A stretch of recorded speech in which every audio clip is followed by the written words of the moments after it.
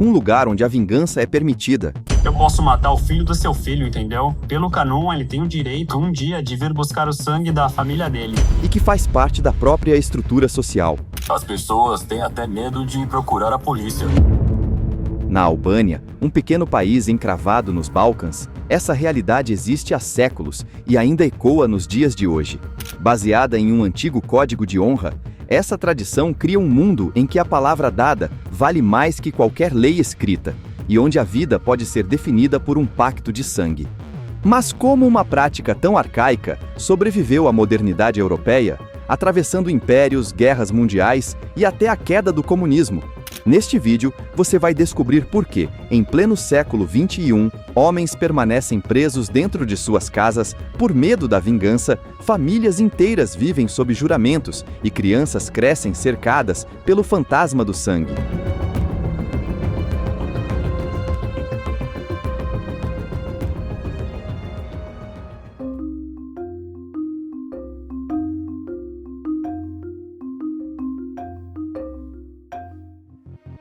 Imagine um código de conduta tão antigo, mas que ainda guia a vida de famílias inteiras. Assim é o Kanun, um conjunto de regras transmitido oralmente desde o século XV, que regula desde a hospitalidade até a forma de resolver conflitos de sangue. Mais que simples normas, o Kanun funciona como um tribunal invisível, onde a honra pesa mais que qualquer lei estatal. Durante séculos, ele sobreviveu às invasões otomanas, às guerras balcânicas e até à ditadura comunista, mantendo-se como um alicerce invisível da sociedade rural albanesa. O mais impressionante é como esse corpo de leis, sem códigos escritos na origem, se impôs sobre gerações, criando uma rede de obrigações sociais que poucos ousam questionar. Não se trata apenas de vingança. O Kanun regula casamentos, disputas por terras, direitos de passagem e até o dever sagrado de oferecer abrigo a estranhos. Porém, o ponto mais temido é a parte dedicada ao sangue, onde cada ofensa grave exige reparação à altura. Assim, em muitas aldeias, não é a polícia quem dita as regras, mas sim esse legado medieval. Ainda hoje, estudiosos e jornalistas se surpreendem ao ver famílias modernas vivendo como se ainda estivessem em um feudo do passado. É nesse terreno fértil, onde a tradição desafia a lei oficial, que surgem conceitos chamados de beza. A beza é o juramento de honra que pode mudar completamente o destino de um clã.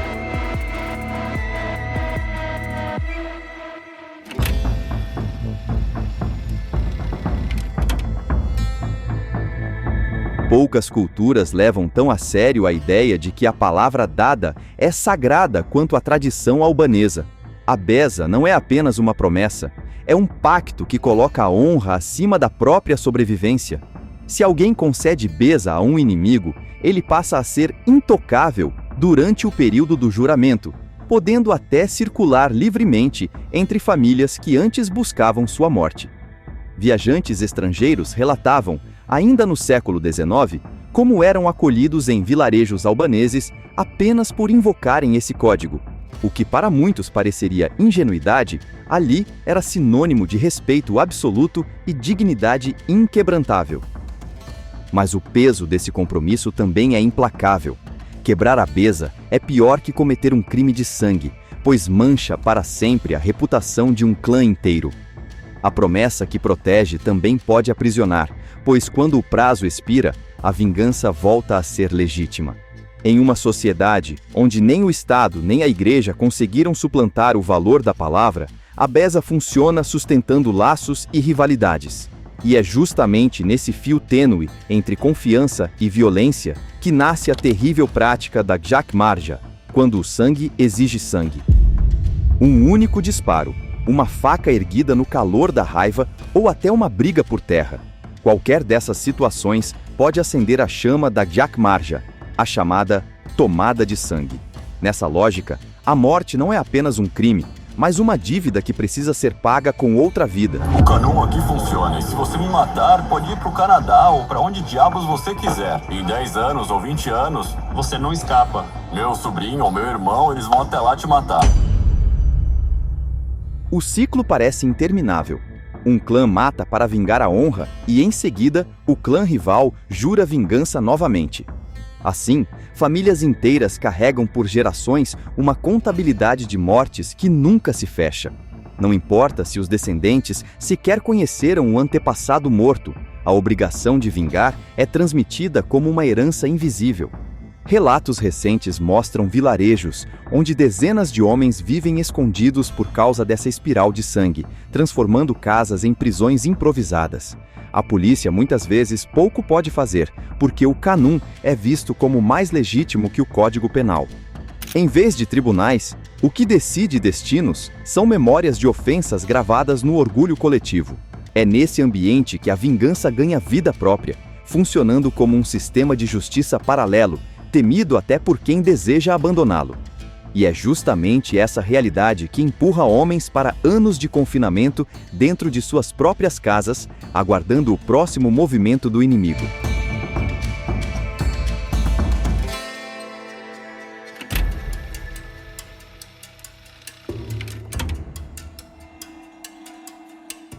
Imagine viver anos sem atravessar o portão de casa, sabendo que cada passo fora das paredes pode ser o último.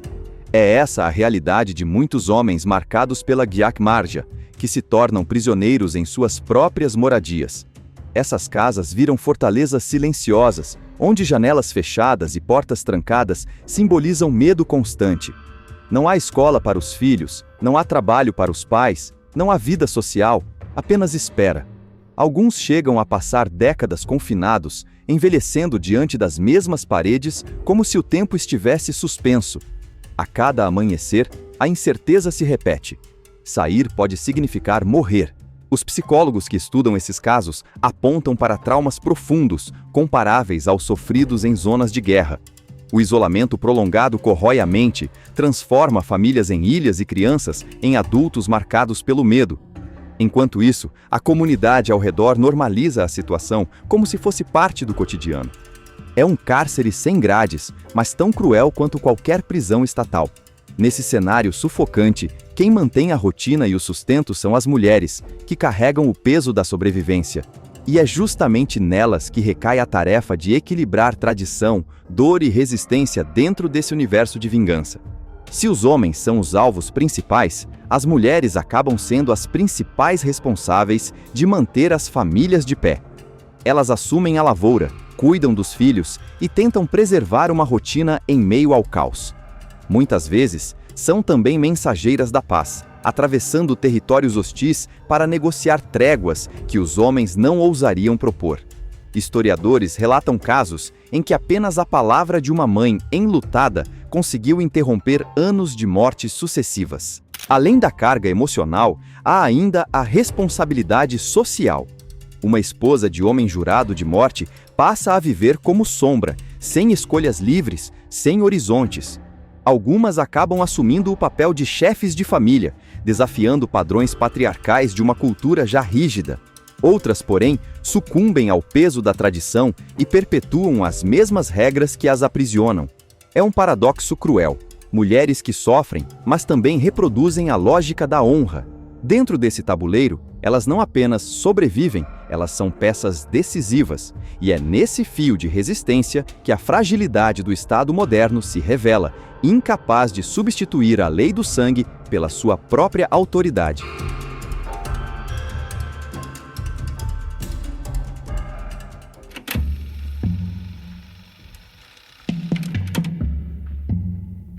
Recentemente, uma aluna minha de 17 anos foi morta e outra em Tropoia. Mas elas não morreram por causa do Kanun. Morreram por causa do mau funcionamento das leis do Estado. Na teoria, a Albânia é uma república democrática, membro da OTAN e candidata à União Europeia. Na prática, em vilarejos afastados, a autoridade do governo ainda perde espaço para o Kanun. Muitos cidadãos simplesmente não confiam na polícia ou nos tribunais, vistos como corruptos ou ineficazes. Essa desconfiança abre caminho para que o código ancestral continue sendo a referência principal de justiça. Assim, a lei estatal se torna um pano de fundo distante, enquanto a vingança dita as regras mais imediatas do convívio. Especialistas em direitos humanos afirmam que o maior desafio não é apenas aplicar leis, mas reconstruir a confiança popular no Estado. Sem isso, cada sentença judicial soa vazia diante da memória coletiva de honra e sangue.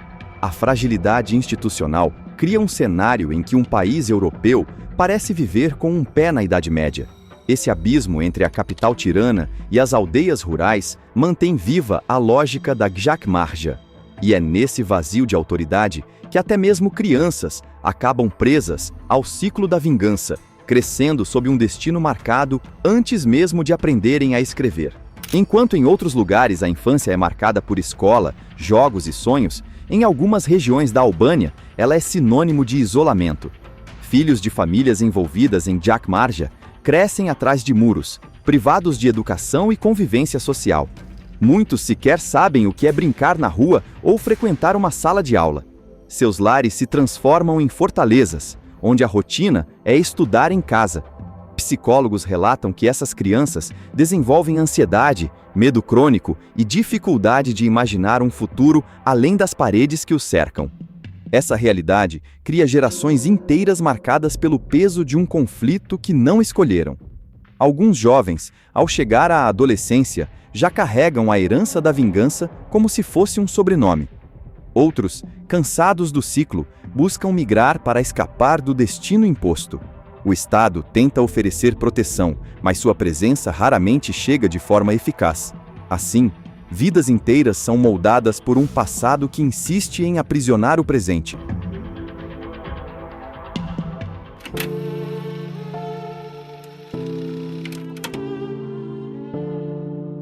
Imagine viver com a sensação de que cada passo fora de casa pode ser o último. Esse é o destino de Rustem, um homem que carrega nos ombros o peso da vingança. Os filhos tiraram a vida de outro homem e foram parar atrás das grades. No entanto, a prisão deles não apaga a dor da família ofendida, que exige retribuição de sangue. Para o Kanun, não importa se Rustem é inocente, ele pertence ao mesmo clã e, portanto, sua vida está em risco. Rustem não atravessa o portão há meses, nem para cuidar das ovelhas que pastam a poucos metros de distância. A reclusão não é apenas estratégia de sobrevivência, mas também uma espécie de penitência que a comunidade reconhece. Viver escondido torna-se uma confissão silenciosa de culpa coletiva, mesmo que o indivíduo seja inocente. É como se o isolamento fosse um selo de honra, mas ao mesmo tempo uma sentença cruel. Quando o ciclo de sangue parece não ter fim, surgem vozes tentando mediar o impossível. Padres católicos, líderes muçulmanos e até pastores evangélicos já se sentaram entre clãs inimigos para propor a reconciliação. Algumas ONGs locais e internacionais criaram programas de proteção, oferecendo refúgio para crianças ameaçadas de morte. Há casos em que religiosos conseguiram selar tréguas duradouras, mas nem sempre essas tentativas funcionam. A tradição é mais forte que sermões e projetos sociais. Ainda assim, cada intervenção bem-sucedida mostra que o ciclo pode ser quebrado. A história de comunidades que, após décadas de mortes, aceitaram a mediação e conseguiram retomar a vida em paz. Enquanto a vingança permanecer culturalmente aceita, qualquer acordo pode ser frágil. E é justamente nesse contraste entre progresso e atraso que o olhar do mundo se volta para a Albânia, questionando até que ponto esse costume ainda pode coexistir com a modernidade dos dias atuais. A Albânia encontra-se diante de uma encruzilhada histórica: preservar um legado que moldou sua identidade ou romper com ele para avançar rumo a uma modernidade plena. Nos últimos anos, o governo tem endurecido leis, criado programas de reintegração e buscado apoio internacional para reduzir o impacto da Jacmarja. Escolas e campanhas públicas tentam conscientizar as novas gerações de que a honra não precisa mais ser lavada em sangue. Ainda assim, em áreas rurais, muitos continuam a ver o Kanun como mais confiável que qualquer tribunal. No fim das contas, a história da vingança na Albânia não é apenas sobre mortes e rivalidades, mas sobre o choque entre passado e futuro, tradição e modernidade. Ela expõe como valores ancestrais podem sobreviver mesmo diante da globalização, lembrando que a identidade de um povo não se apaga com decretos ou fronteiras abertas. O que está em jogo não é só a imagem de um país aos olhos do mundo, mas a forma como seus cidadãos decidem viver, amar e perdoar. E talvez a pergunta que nos resta fazer é: até quando a honra continuará pesando mais do que a vida?